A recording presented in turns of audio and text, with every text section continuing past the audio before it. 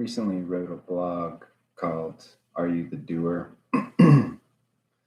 Where I invited people to investigate with their own direct experience the belief that we're doing things. It was suggested by someone who resonated with that I do a little video about it. Thank you for the suggestion.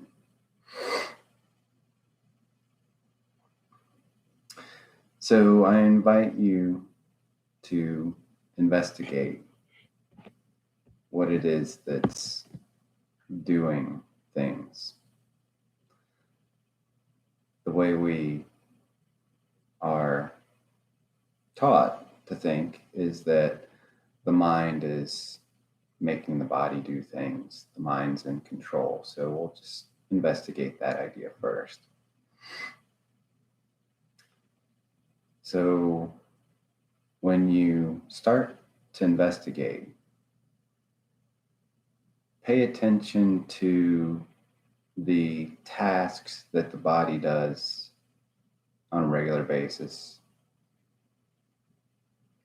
without the mind's involvement.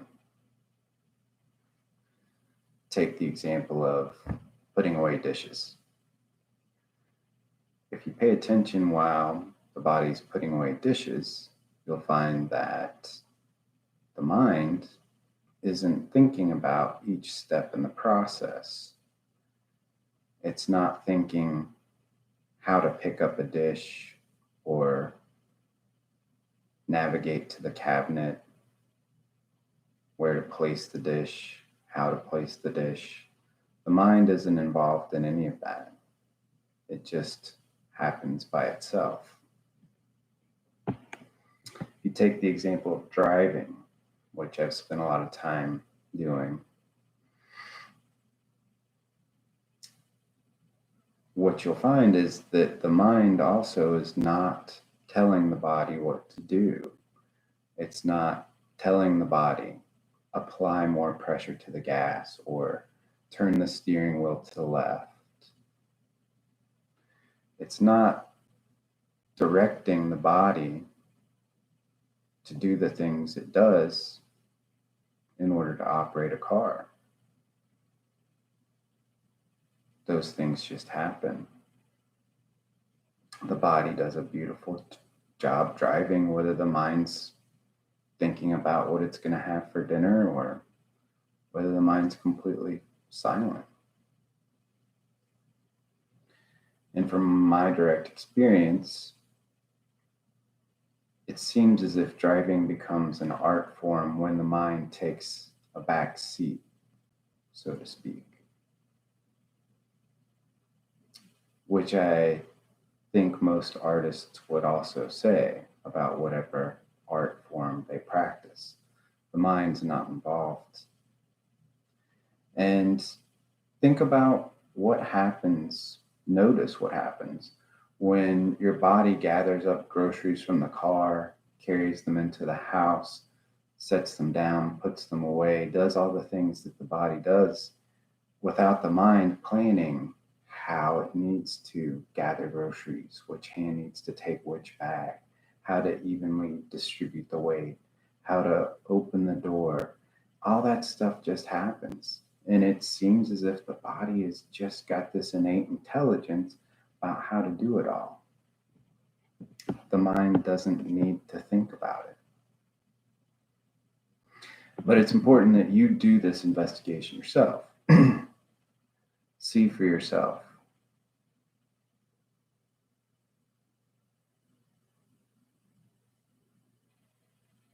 And if you do find something that the body does that requires the mind, let me know. Otherwise, we'll continue to investigate this. But as an aside, before we proceed, it's important to acknowledge that the mind does influence the body in certain ways. The mind might say, I need to get to point B. And maybe even plan the steps involved to get to point B. But then it's up to the body to do what it does to get to point B. The mind's not really involved in that. And the mind unintentionally influences the body in other ways. When the mind is preoccupied with stressful thoughts, the body oftentimes reacts to that. There's a sense of tension or tightness that's felt in the body when the mind is spinning a stressful story. So it's true that there is some connection. But what it seems more accurate to say is that the body does what it does, and the mind just narrates. We don't really know what the body's going to do until it does it. The mind can tell the body to do lots of things. And there's countless examples of things that the body doesn't do that the mind says it should, such as doing exercise or doing taxes or eating right, not eating right. The mind tells stories about what the body does and claims ownership of the one who's doing the doing. And there's actually a scientific study I put a link to on the blog that tests this theory. And what they discovered is that the body actually knows what it's going to do about 6 seconds before the mind does. So that kind of recontextualizes the way we think of things. But it also leads to the next question. If the mind is not doing the body, does it need to be involved in the body's doings? The mind can come to terms with the fact that it's not doing the body, then it's given the opportunity to relax and just notice how the body does what it does with this beautiful intelligence. And the mind can begin to stop the judging and second guessing and analyzing and all the stuff that comes with that sense of being the doer. And it's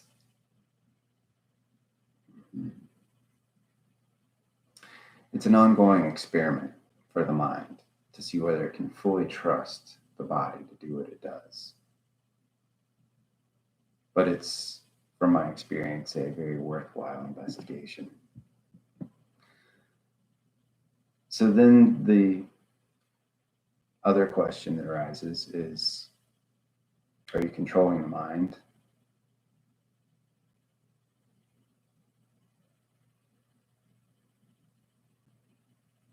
Have you ever investigated the source of thought? Do you have any clue as to what your next thought's going to be? Are you ever planning your next thought?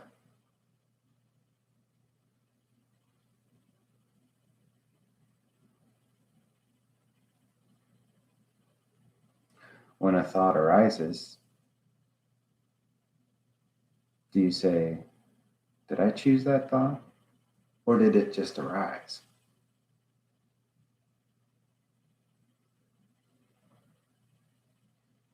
I know my mind's a little skeptical. I think minds are when their authority is being questioned.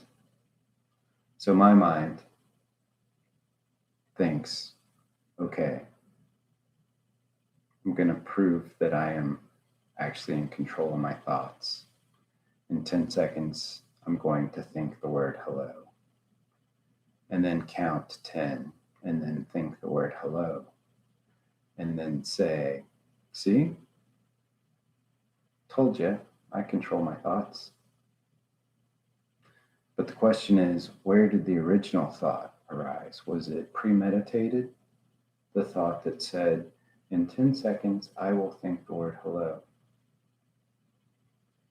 Was that thought planned, or did it just arise?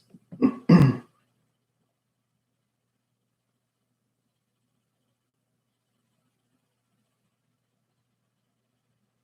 you begin to look at thought, you'll see that they arise organically without premeditation. I have no control over them.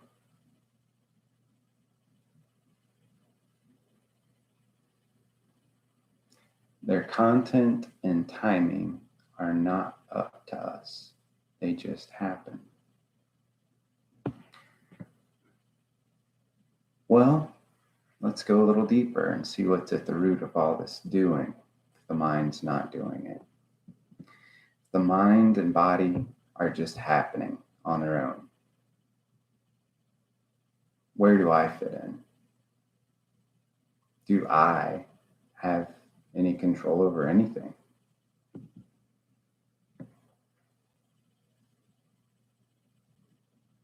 What's making all of this happen? Is there anything here in the body, mind, organism that's making anything happen? If so, what's making that work?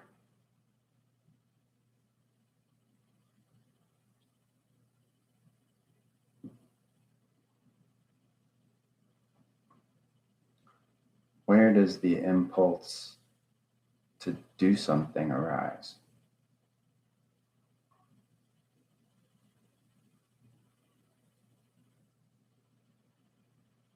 Where do thoughts arise?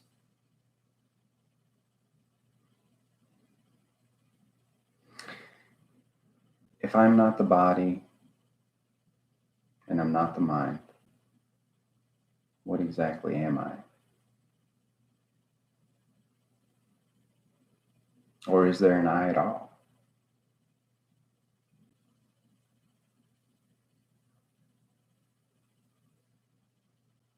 If there is, and it's not the mind and it's not the body, where is this I?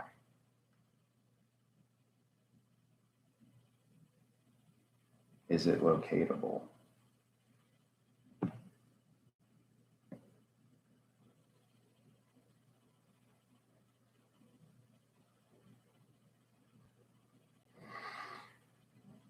Those are just a few questions you might sit with, but the looking is the answer. Looking to where those questions point is the answer.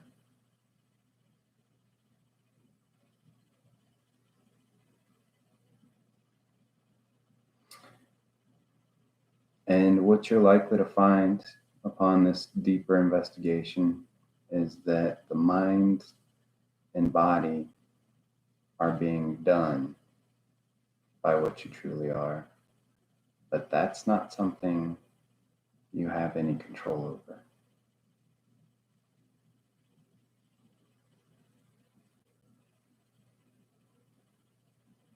There's not really a you making things happen. This animating life force energy that you could call consciousness, awareness, presence, God, nature, love. It goes by many terms, but that's what's pulling the strings of the body mind puppet.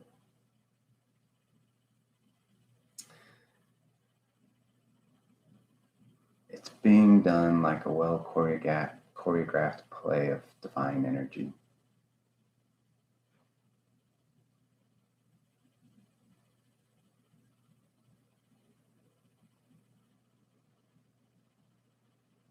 And that little realization puts an end to all second guessing, blaming, judging. Because everything's being done by this higher intelligence.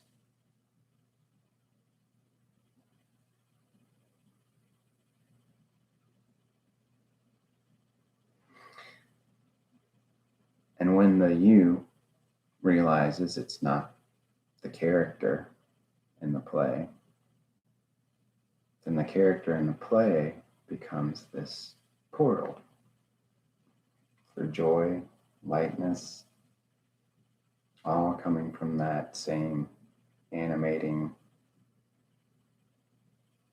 life force energy that does the universe.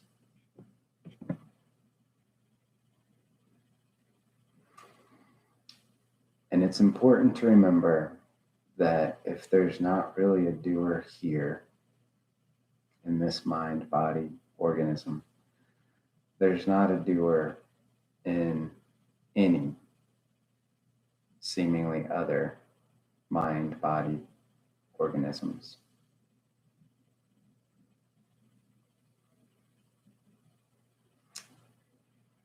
It's not in our hands. People can't help but do what they do because they are being done, just like you, or what you may think you are. There's no separate individuals. There's just this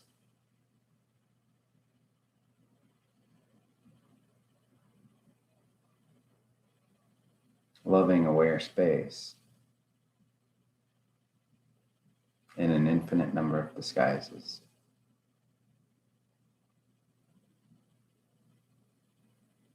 Just sit with that for a bit, or don't. It's not really up to you. Just wait and see what happens next.